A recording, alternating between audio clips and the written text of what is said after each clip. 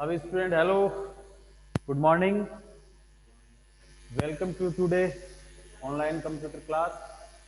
Today we will discuss chapter number 10 and topic is default constructor. इससे पहले हमने पढ़ लिया था इसके डेफिनेशन, कंस्ट्रक्टर का प्रोग्राम मैंने आपको बता दिया था. अब डिफॉल्ट कंस्ट्रक्टर क्या होता है, पैरामीटराइज कंस्ट्रक्टर क्या होता है, कंस्ट्रक्टर ओवरलोडिंग क्या होती है, डायनेमिक कंस्ट्रक्टर, कॉपी कंस्ट्रक्टर और डिस्ट्रक्टर. तो ये सारे टॉपिक आज हम क्लियर करने की कोशिश करेंगे, जितने हो सकते हैं उतने हम कवर करेंगे टॉपिक, क्योंकि आज ये चैप्टर अपना पूरा हो जाता है तो नेक्स्ट जो मंडे है या फिर कभी भी जो नेक्स्ट टाइम क्लास लगेगी तो उसमें चैप्टर नंबर 11 स्टार्ट करने की ट्राई करेंगे. तो स्टार्ट करते हैं जल्दी जल्दी. Default constructor. तो डिफॉल्ट कंस्ट्रक्टर का यूज करने के लिए सबसे पहले हम एक क्लास बनाते हैं. तो डिफॉल्ट कंस्ट्रक्टर क्या होता है, पहले इसकी डिफाइन कर देता हूँ कि डिफॉल्ट कंस्ट्रक्टर, जब हम कोई भी कंस्ट्रक्टर बनाते हैं, जो पहले तो ये बताओ कि कंस्ट्रक्टर क्या होता है. तो constructor is a special function. It is automatically execute when object created. यानी कि जब ऑब्जेक्ट क्रिएट होता है तो जो कंस्ट्रक्टर है वो ऑटोमेटिकली क्या हो जाएगा, आपका एग्जीक्यूट हो जाएगा. तो आप कोई कंस्ट्रक्टर का यूज करते हैं, उस कंस्ट्रक्टर में जो आर्ग्यूमेंट होते हैं, क्या आर्ग्यूमेंट वाले जो डिफॉल्ट कंस्ट्रक्टर और जो पैरामीटराइज कंस्ट्रक्टर हैं, क्या मैंने कल आपको बता दिया था. पैरामीटराइज कंस्ट्रक्टर समझ में आया कि नहीं आया? नहीं आया तो बता देना, झूठी हाँ मत बढ़ना, मैं दोबारा बता दूंगा. Parameterise constructor. चलो स्टार्ट करते हैं पैरामीटराइज कंस्ट्रक्टर से. पैरामीटराइज कंस्ट्रक्टर क्या होता है, उसके बाद में डिफॉल्ट कंस्ट्रक्टर ऑटोमेटिकली समझ में आ जाएगा. तो पैरामीटराइज कंस्ट्रक्टर ये होता है जो कंस्ट्रक्टर में आर्गुमेंट होते हैं. Use of argument in constructor called parameterised constructor. ठीक है, कि कंस्ट्रक्टर में जब आर्गुमेंट का हम यूज करते हैं तो वो क्या होता है, आपका पैरामीटराइज कंस्ट्रक्टर.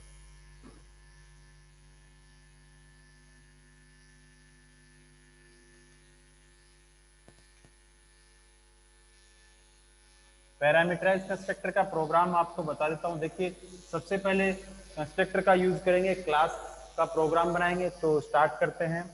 क्लास एबीसी एक क्लास बनाई. ठीक है, इस एबीसी क्लास में एक वेरिएबल लेता हूं, integer, sorry float. Float type का क्यों लिया आपको समझ में आ जाएगा जब प्रोग्राम पूरा हम कर लेंगे. फ्लोट टाइप का एक यहां पर लेता हूं एस आई. ठीक है, हाँ जी, ये सिंपल इंटरेस्ट का एक प्रोग्राम है जो कि आपको सबको आता है, लेकिन हमें तो इसका लॉजिक सीखना है. एक प्रोग्राम से हम सारे जो कंस्ट्रक्टर का टॉपिक है कवर कर लेंगे. तो यहां पर मैंने लिया है एसआई यानी कि सिंपल इंटरेस्ट, जो कि फ्लोट टाइप का है. फ्लोट टाइप का क्यों लिया है, इसकी जो वैल्यू है, इसका जो रिजल्ट है वो हो सकता है फ्लोट का हो, पॉइंटों में आ जाए. अगर वो इंटीजर टाइप का ले लेंगे तो और उसका रिजल्ट आ जाएगा फ्लोट में, तो रिजल्ट सही से प्रिंट नहीं होगा. इसके लिए हम पहले से यहाँ पर क्या डिक्लेयर कर देंगे, फ्लोट टाइप का. ठीक है, इसके बाद में हम कंस्ट्रक्टर बनाएंगे. तो कंस्ट्रक्टर बनाने के लिए यहां पर क्या होना चाहिए, पब्लिक एक्सेस मॉडिफायर होना चाहिए. जैसे कि मैंने आपको कल बताया था कि जो कंस्ट्रक्टर है वो पब्लिक एक्सेस मॉडिफायर, यानी कंस्ट्रक्टर का जो एक्सेस मॉडिफायर है वो कैसा होना चाहिए, पब्लिक. तो यहां पे क्या लिखेंगे, पब्लिक. अब यहां कंस्ट्रक्टर का यूज करेंगे, और कंस्ट्रक्टर यूज करते हैं उसका जो नेम होता है वो क्लास के नेम के अकॉर्डिंग होता है. जैसे क्लास का नाम है वही कंस्ट्रक्टर का नेम. डेटा टाइप आपको कुछ लिखना नहीं है. फिर ब्रैकेट स्टार्ट करेंगे, और ब्रैकेट स्टार्ट करने के बाद में यहां पर हम ऑब्जेक्ट के थ्रू वैल्यू पास करवाएंगे. ऑब्जेक्ट के थ्रू वैल्यू पास करवाएंगे तो यहां पर हमें क्या लेने पड़ेंगे, आर्ग्यूमेंट. तो इस ब्रैकेट के अंदर जो भी वेरिएबल डिक्लेयर करते हैं, जो भी मेंबर डिक्लेयर करते हैं, उनको हम बोलते हैं आर्ग्यूमेंट. अब अगर एक वेरिएबल हमने यहां पे डिक्लेयर किया तो ये सिंगल आर्ग्यूमेंट कंस्ट्रक्टर. दो वेरिएबल कर दिए तो ये क्या हो गया, टू आर्ग्यूमेंट कंस्ट्रक्टर. और थ्री वेरिएबल डिक्लेयर कर दिए तो थ्री आर्ग्यूमेंट कंस्ट्रक्टर. तो ये नंबर ऑफ आर्ग्यूमेंट होंगे उसके अकॉर्डिंग ही इनका नाम हो जाएगा one argument constructor, two argument constructor या थ्री. तो यहाँ पे थ्री आर्ग्यूमेंट लेता हूं मैं, इंटीजर पी, इंटीजर आर और इंटीजर टी. ठीक है, इंटीजर टाइप के थ्री आर्ग्यूमेंट मैंने यहां पर डिक्लेयर कर दिए. ठीक है, इंटीजर p, इंटीजर r और इंटीजर p। तो अब हम बात कर रहे थे पैरामीटराइज कंस्ट्रक्टर की। तो पैरामीटराइज कंस्ट्रक्टर, तो ये वाला जो कंस्ट्रक्टर है, ये अब इसमें आर्गुमेंट हमने यूज कर लिए, तो अब इसका नाम क्या हो गया, parameterise constructor. Use of argument in constructor called parameterised constructor. ठीक है, तो पैरामीटराइज कंस्ट्रक्टर समझ में आया कि नहीं आया? आ गया? आप सिंगल पैरामीटराइज, टू पैरामीटराइज या फिर आर्गुमेंट, यानी कि कंस्ट्रक्टर में आर्गुमेंट का यूज ही क्या होता है, पैरामीटराइज कंस्ट्रक्टर। ठीक है, अब इस प्रोग्राम को हम आगे बढ़ाते हैं कि स्कोप स्टार्ट करते हैं और यहां लिखेंगे SI equal P into R into T divided by n। ठीक है, और यहां लिखता हूं मैं C आउट,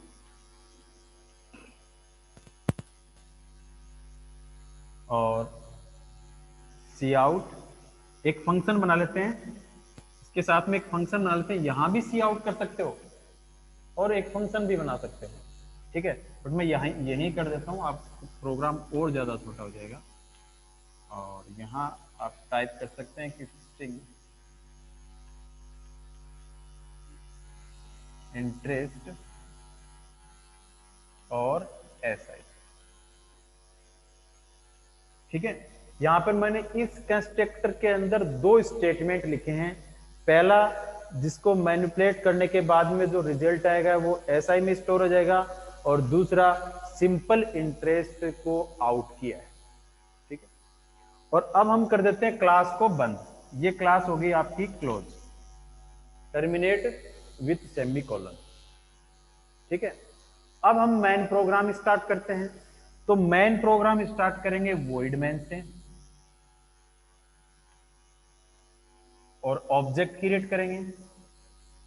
अब देखो, ऑब्जेक्ट जैसे क्रिएट किया तो आपका कंस्ट्रक्टर क्या होगा, एग्जीक्यूट होगा। ठीक है ना, यानी यही तो डेफिनेशन है कंस्ट्रक्टर का यूज क्यों करते हैं। ऑब्जेक्ट क्रिएट किया, ऑटोमेटिकली एग्जीक्यूट द कंस्ट्रक्टर। ठीक है ना, तो यहां पे हो गया, जैसे ही एग्जीक्यूट होगा तो उसके साथ में, ऐसे तो एग्जीक्यूट नहीं होगा ये, क्योंकि यहां पर आप ऑब्जेक्ट के साथ में वैल्यू भी पास करिए, वैल्यू भी पास करिए।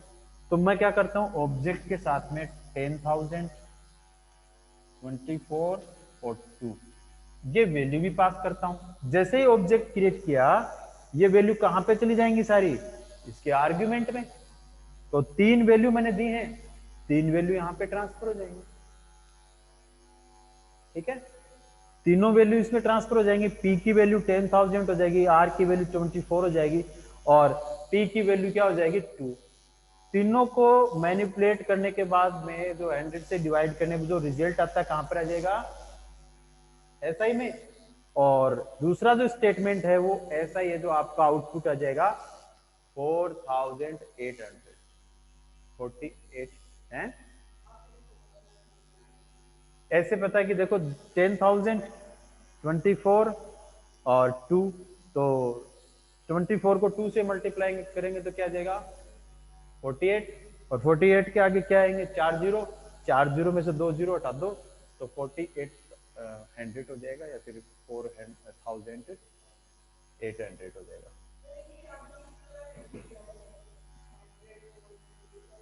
ये भाई सिंपल इंटरेस्ट कैलकुलेट करने का क्या फॉर्मूला होता है, वही तो लगा है, T/100। तो मैंने ये 100 से तो इसको डिवाइड किया। कंप्यूटर में भी करवाएंगे, एक बार बोर्ड पे समझ लो, एक बार अपना सिलेबस कंप्लीट हो जाए, फिर वापस सेकेंड टाइम में इसको प्रैक्टिकल करेंगे तो सारा कंप्यूटर पे करेंगे। और जो आपका एक पीरियड और आता है तो उसमें आप रुका करो और कंप्यूटर में कर लिया करो, है आता नहीं। ये अभी आएगा आपका एक पीरियड और आता है, 2 पीरियड लगा रखे हैं, एक प्रैक्टिकल का, एक थ्योरी। प्रैक्टिकल में आप रुकते नहीं है, हाँ, तो मैं क्या करूं, आप रुकते ही नहीं हो। तो आप टाइम टेबल आपके उसमें है, ग्रुप पे देखो टाइम टेबल।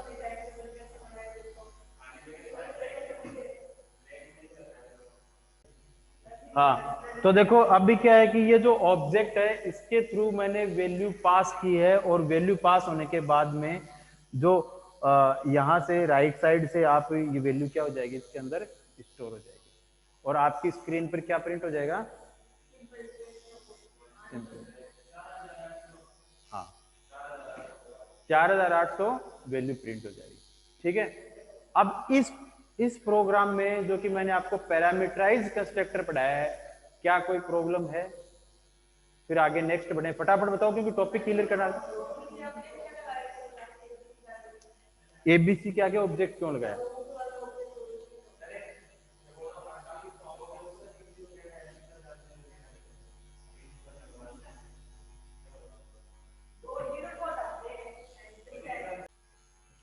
तो अब हम पढ़ेंगे नेक्स्ट अपना डिफॉल्ट कंस्ट्रक्टर। डिफॉल्ट कंस्ट्रक्टर ये होता है कि कंस्ट्रक्टर के जो आर्गुमेंट की वैल्यू आप डिक्लेरेशन के टाइम ही दे देते हो, the given value during the declaration of argument of constructor. Constructor का जो आर्गुमेंट है उसकी जो वैल्यू आप डिक्लेरेशन के टाइम ही फिक्स कर देते हो, तो वो होता है डिफॉल्ट कंस्ट्रक्टर। अभी तक तो ये क्या था, पैरामीटराइज्ड कंस्ट्रक्टर। मान लो मैं इस t की वैल्यू यहां पे देता हूं 2, समझ गए ना? यानी कि आर्ग्यूमेंट की वैल्यू जब आपने इसको डिक्लेयर किया, आर्ग्यूमेंट की वैल्यू जब आप डिक्लेयर करते हो उसी दौरान, उसी ड्यूरिंग के टाइम पर आप यहां पे वैल्यू इनिशियलाइज कर देते हो, दैट्स कॉल्ड डिफॉल्ट कंस्ट्रक्टर। अब इसमें आर्ग्यूमेंट कितने हैं? 3 आर्ग्यूमेंट है। एक आर्ग्यूमेंट को आपकी वैल्यू दे दी, तो आप यहां से जब वैल्यू भेजेंगे तो 3 वैल्यू भेजने की जरूरत नहीं है, आप सिर्फ वैल्यू कितनी भेजेंगे? 2 ही वैल्यू भेजेंगे। ये वैल्यू इसमें ट्रांसफर होगी। तो देखो ये 10,000 यहां चला जाएगा, 24 यहां चला जाएगा, टी पहले से है ही, पहले से है ना, रिजल्ट वो का वो आ जाएगा। सिंपल है ना, डिफॉल्ट कंस्ट्रक्टर। एक टॉपिक और क्लियर हो गया आपका, आ गया समझ में? है मिलेगा नहीं, हमें देना पड़ेगा, गिवन बाय यूजर। अब ये जो सॉफ्टवेयर में है ना, सॉफ्टवेयर में एक प्रॉब्लम है। हाँ हाँ, अब देखो यहां पर क्या है, ये क्यों बनाया है 2, यानी कि जब आपको ऐसा सॉफ्टवेयर बनाना पड़े, ऐसा प्रोग्राम बनाना पड़े जिसका रिजल्ट, जिसमें आपको पता है कि ये जो है 365 की और एक साल होती है, तो यहाँ पे 365 फिक्स है, ये तो ज्यादा कम नहीं होगा ना। तो इस टाइप की कोई वैल्यू लेनी है आपको, फिक्स करनी है, तो आप फिक्स ले सकते हो। मतलब कोई भी एक सॉफ्टवेयर एज पर यूजर रिक्वायरमेंट, तो आप यहाँ पे 2 आपने डिक्लेयर कर दिए, तो अब यहाँ पर वैल्यू के कितने भेजेंगे? ध्यान देना कि जब आप किसी आर्ग्यूमेंट की वैल्यू डिक्लेरेशन के दौरान ही आप क्या करते हो, इनिशियलाइज करते हो, तो उसके लिए आपको राइट साइड से स्टार्ट करनी है, न कि लेफ्ट साइड से। क्योंकि जब वैल्यू पास करते हैं ना, तो ये लेफ्ट साइड से जाएंगे। देखो राइट साइड क्या आपकी, ये क्या है, लेफ्ट साइड। जब आप वैल्यू पास करेंगे तो वैल्यू कहां जाएगी? लेफ्ट में। ठीक है, पहले स्टार्ट होगी इधर से, तो 10,000 फिर 24 2। अगर ये वैल्यू आपने 2 इधर दे दी, तो फिर ये 2, मान लीजिए ये 2 हो गया, और फिर 10,000 भी आ गया, तो 2 किसका क्या मान लेगा? ये 10,000 मान लेगा, जो वैल्यू पास होगी वो मानेगा। ठीक है, तो ये क्या हो गया आपका, वैल्यू पास कर सकते हैं। बताओ इस डिफॉल्ट कंस्ट्रक्टर में कोई प्रॉब्लम? ठीक है, टी की वैल्यू यहां पर, तो अभी तो और क्या किया था इससे पहले? हाँ, तो फिर ये जो वैल्यू है ना, वैल्यू पास होगी, वो ओवर राइट हो जाएगी यहाँ पे। यानी कि अभी 3 वैल्यू आपने दे रहे हैं, तो 2 नहीं होगा, फिर क्या हो जाएगा? ये 3 हो जाएगा। हाँ हाँ, वो वैल्यू ओवर राइट हो जाएगी, 2 नहीं मानेंगे, फिर इसको 3 मान लेंगे। ठीक है, आ गया समझ में? तो ये डिफॉल्ट कंस्ट्रक्टर। नेक्स्ट है डायनेमिक कंस्ट्रक्टर। हाँ, अब भी डायनेमिक कंस्ट्रक्टर होने दे, कोई दिक्कत नहीं। डायनेमिक कंस्ट्रक्टर पढ़ेंगे, अब इस चैप्टर को फिनिश करेंगे, कितना भी टाइम हो जाओ। हाँ, नेक्स्ट है डायनेमिक कंस्ट्रक्टर। तो डायनेमिक कंस्ट्रक्टर में हमें क्या करना है, देखिए, तो डायनेमिक कंस्ट्रक्टर में ऑब्जेक्ट को जो वैल्यू पास करवाते हैं वो रन टाइम वैल्यू। अब इस प्रोग्राम में एक प्रॉब्लम है। क्या प्रॉब्लम है कि इसका रिजल्ट ऑलवेज क्या रहेगा, 4800 रहेगा ना। तो ऐसा सॉफ्टवेयर क्या काम का, जो एक ही वैल्यू का एक ही रिजल्ट दे, कोई काम का नहीं है ना। तो आप आर्गुमेंट की वैल्यू को ऑब्जेक्ट के रन टाइम, आर्गुमेंट की वैल्यू को रन टाइम इनिशियलाइज करवाते हो, तो वो क्या कहलाएगा आपका डायनेमिक कंस्ट्रक्टर। क्या कहलाएगा, डायनेमिक कंस्ट्रक्टर। तो डायनेमिक कंस्ट्रक्टर के लिए क्या करना पड़ेगा हमें, कोई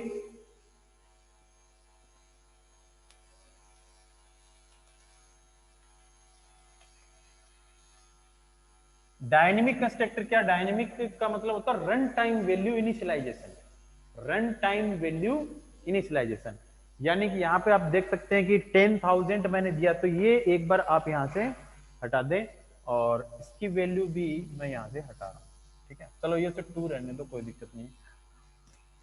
अब आप देख पा रहे हैं कि पी और आर की वैल्यू हमें क्या करनी है, यहां से आर ऑब्जेक्ट के थ्रू पास करवानी है। तो यहां कोई एक वेरिएबल डिक्लेयर करेंगे, इसके अंदर इंटीजर एक्स और वाई, कितने वेरिएबल डिक्लेयर कर लिए, 2। अब इनकी यहां लिखेंगे C out enter the value of x and Y. ठीक है, और फिर यहां लिखेंगे सी इन और वाई, दोनों की वैल्यू इनपुट करवा दी, ब्रैकेट बंद नहीं होगा, ब्रैकेट बंद नहीं है, डबल कोटेशन है। सी इन एक्स और वाई, एक्स और वाई की वैल्यू क्या करवा दी, इनपुट करवा दी। अब यहां पर कोई वैल्यू नहीं है, वैल्यू कब देंगे, जब प्रोग्राम को रन करेंगे। और अब हमें एक ऑब्जेक्ट क्रिएट करना है, एबीसी ओबीजे एक्स और वाई गेट जीएस। अब इसमें और उसमें क्या डिफरेंस था, देखो उसमें तो हमने डायरेक्ट वैल्यू ली और वैल्यू को क्या कर दिया, सेंड कर दिया, तो उसका आउटपुट क्या आया, 48। ठीक है, बट यहां पर मैंने 2 वेरिएबल डिक्लेयर किए हैं और फिर स्ट्रिंग लिखी है enter the value of x and y, तो ये स्क्रीन पे प्रिंट हो जाएगा। फिर ये आपसे वैल्यू मांगेगा कीबोर्ड से, तो कीबोर्ड से आप 10,000 की जगह पे तो 20,000 भी तो दे सकते हो। 24 जो रेट थी अपनी पहले वाले प्रोग्राम में, तो 24 की जगह आप 12 भी दे सकते हो। ठीक है, 48 भी दे सकते हो। तो कोई भी वैल्यू आप दे सकते हैं कि नहीं दे सकते हैं। तो कोई वैल्यू जब आप इसमें इनपुट करेंगे, इनपुट करने के बाद में वो वैल्यू कहां पे आ जाएगी, एक्स और वाई के अंदर स्टोर हो जाएगी। एक्स और वाई के अंदर स्टोर हो जाएगी, तो वो जो भी वैल्यू होगी एक्स और वाई के पास है ना, और उस एक्स और वाई को हमने यहां पे पास किया है। तो एक्स के पास जो भी वैल्यू वो कहां किसको देगा, पी को, और वाई के पास जो वैल्यू वो किसके पास आएगी, आर के पास। जैसे यूजर जो भी वैल्यू देगा वो यहां पर आ जाएंगी, और वो वैल्यू क्या हो जाएंगी, यहां पर मल्टीप्लाई होने के बाद में 100 से डिवाइड। और टी आपने डिफॉल्ट दे रखा है, टी तो डिफॉल्ट है, तो डिफॉल्ट टी ले लेगा और दोनों का रिजल्ट आ जाएगा, और वो जो भी रिजल्ट होगा वो आपका एसआई में आउट है। तो ये था आपका डायनेमिक कंस्ट्रक्टर। हाँ, तो ये डायनेमिक। इसके बाद में एक टॉपिक और पढ़ेंगे आज हम, कंस्ट्रक्टर ओवरलोडिंग। यस, अब भी कंस्ट्रक्टर ओवरलोडिंग। अब कंस्ट्रक्टर ओवरलोडिंग क्या है, देखिए। हाँ, कंस्ट्रक्टर ओवरलोडिंग को पूछो। हाँ, तो नेक्स्ट टॉपिक अपना कंस्ट्रक्टर ओवरलोडिंग।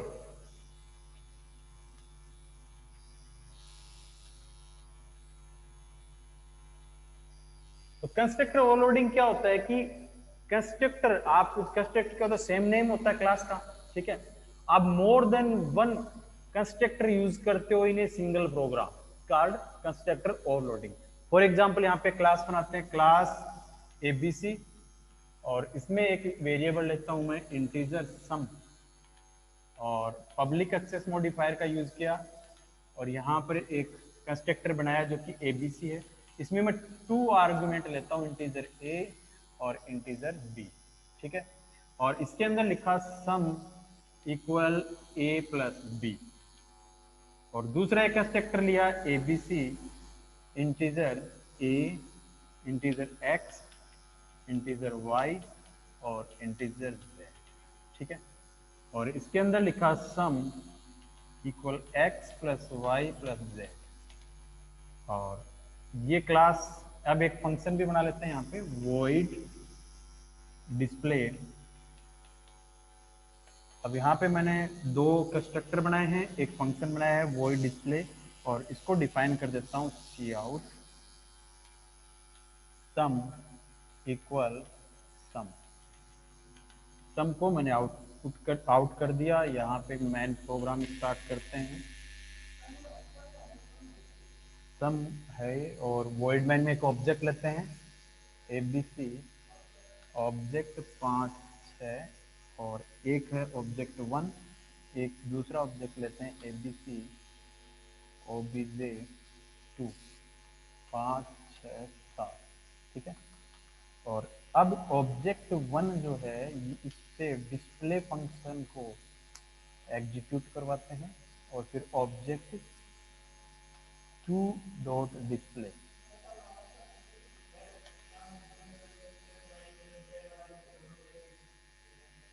क्या